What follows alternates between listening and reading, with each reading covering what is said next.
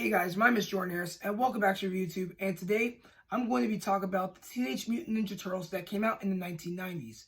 Now, this movie was incredible because this was an adaptation of of the popularity in the 1980s with their TV show that showed a lot of adventures with these four green brothers. And I just think it was well done on how they made the movie. I mean, it wasn't that bad. I mean, there were some corny moments in that film, but so far, I just think the action was pretty amazing, as I would say. Even I'm a 16-year-old, and I still like the Ninja Turtles. I would just say that if any of you guys are still watching the Ninja Turtles, like all the time, then that's amazing. For me, I would watch it around maybe once in a while because I watch other stuff mostly on TV, like maybe Star Wars stuff or Marvel stuff.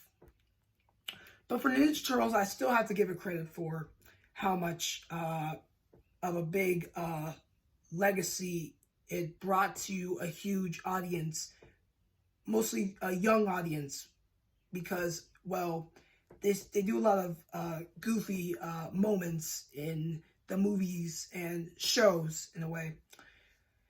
But for the Ninja Turtles movie, it was a dream because many would say there won't ever be a movie about these four talking turtles. Well, there is, and many people would say this was amazing.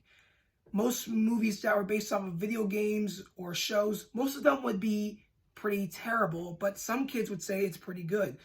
Adults who watched it as a kid but then started rewatching it as an adult would just say that this movie sucks and it just ruined their childhood. This movie, on the other hand, did not ruin my childhood. It was made they made this movie pretty right. They just did it good. For the costumes that Jim Henson made, they were sculpted pretty well. I mean, they look pretty weird looking, hard to look at, but still, it just pretty much brought a lot of detail and inspiration from the show. A little bit in the comics, but for the show inspiration, it just really worked well because Jim Henson, he's well known for his puppet designs. He's an amazing person. He was an amazing person. He was the creator of the Muppets and Sesame Street. Plus, he was the voice of Kermit the Frog. So he had a long career as a director and businessman in puppet design. So we just have to give him credit for his amazing Ninja Turtle design in this movie. Aside from that, the villain, Shredder, I love this villain. He is incredible. The actor who did the character was amazing. When you think of comic book villains, you think of Thanos or the Joker. But for a guy like the Shredder, you barely see him in Ninja Turtles comic strips. You see him occasionally, but really, you should show more of this character because he has a lot to offer. He has a lot to show in most episodes. I mean, if there was a future Ninja Turtles film and someone had to do the voice of Shredder while not in the costume, it would have to be James Earl Jones because he was the voice of the dark and brooding villain in Star Wars, Darth Vader. I mean, he wasn't the guy in the costume. He was the guy who did the actual voice of Darth Vader, and he should be offered a role as a Shredder, but doing the voice over for the character, because the voice of the Shredder, it's pretty the same way as Darth Vader, but without the breathing apparatus, he would still have that dark and gloomy attitude featured in that in that way, because it just pretty much works a pretty good way for this actor, James Earl Jones.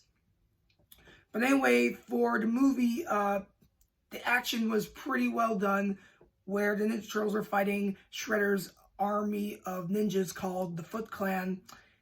That the scenes with Ninja Turtles fighting the Foot Clan, it just worked well, alongside with their vigilante friend, Casey Jones, and the young reporter, April O'Neil, who is always there for the Ninja Turtles whenever they need her help. I mean, she's a good help because she makes sure the Ninja Turtles don't become public to the whole world throughout New York or anywhere throughout the whole globe worldwide. It just works well for many characters who have side characters who could be useful in many missions, like April O'Neil, who is a reporter and can help change stories that could be true but are not real. And yeah, Ninja Turtles, you gotta love them. You gotta love them, not just because of their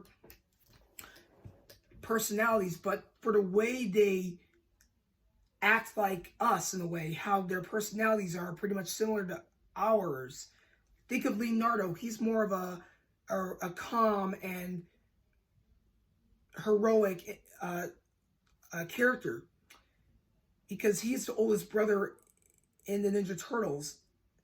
For Raphael, you see him as a hot-tempered, sarcastic person who sometimes ruins missions when Leonardo is leading the team, but somehow we see him as a good brother when it comes to being there for